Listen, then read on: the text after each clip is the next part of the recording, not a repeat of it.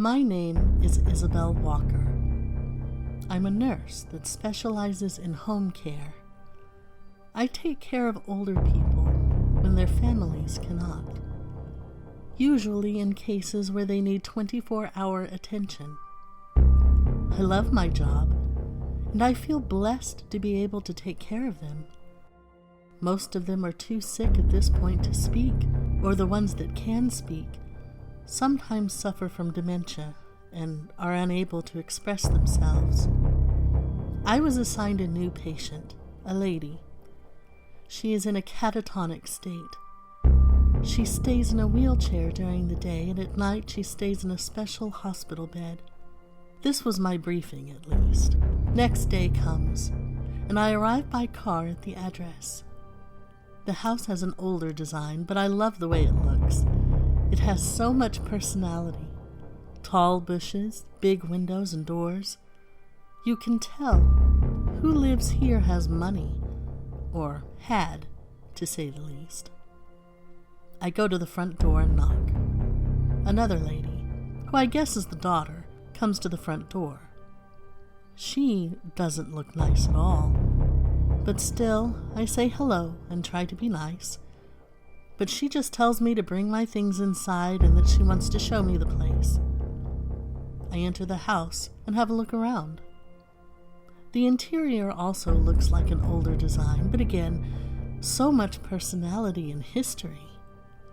I keep following her while she shows me around, and after seeing everything, she takes me to her mother, my new patient. I enter the room and I see her, sitting down in her wheelchair. Her eyes look sad. Her daughter tells me she isn't aware anymore. She is always in this state. The way she tells me this, it's like she doesn't care anymore about the old lady. I get close to her and touch her in her hands, but there is no reaction. Her eyes don't move and her hands are cold. She has circulation problems as well. I assure her daughter that I will take good care of her mother, like if it was mine. That's how I work. That's who I am. She doesn't seem to care and says that the last nurse said the same thing. The last nurse? I ask. She told me the last nurse had quit abruptly with no reason whatsoever. She just picked up her things and left, leaving only a written SMS on the daughter's phone. I found that strange, but this wasn't the first time I'd heard something like this happen.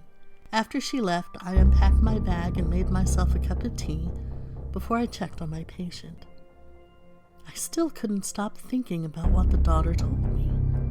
I was intrigued, curious, not scared, but curious. The old lady couldn't move or react. Why would that make someone quit? I went to the old lady's room. She was still in the wheelchair, facing the window. Rain had started to fall, and we could hear the drops hitting the window. I approach her, and I sit at her side in a wooden chair that is facing her. Once again, I feel tempted to grab her hand, which I do. Her hands were cold. I keep holding them. For some reason, I can't stop, and all of a sudden I feel tired. I mean, very tired. I get up and I start preparing her for bed. I also want to go to bed and rest. For some reason, I feel exhausted. At this point, I just want to have a shower and go to sleep. I feel exhausted all of a sudden. Next day arrives, and I get up, go to the toilet, and I see myself in the mirror. I look horrible. Like I didn't sleep at all. And I do feel tired. I decide to have a quick shower, have some coffee, and check on the lady. Once I arrive in her room, I check on her, and her eyes are already open. I transport her to the wheelchair. I want to give her breakfast that consists of baby paste that contains all the nutrients necessary for her. After she eats, I get her close to the window. Her daughter mentions she liked to stay there, back when she could still talk. I sit at her side again. Again, I feel tempted to hold her hands again. Slowly, I touched her and held her. After a few seconds, I could swear her eyes moved towards mine. I felt she was completely aware of what was happening, but it didn't hold on long, because that's when I started feeling tired again. In extreme exhaustion, I blacked out. I woke up on the ground, having no idea how long I was out. I looked around and the wheelchair was empty. I was in complete shock. I checked the bed and she wasn't there.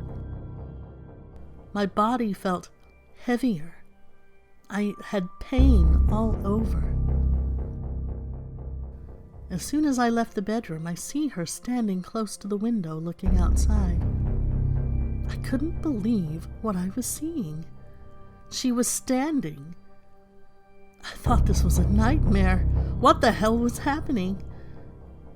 I start getting close to her.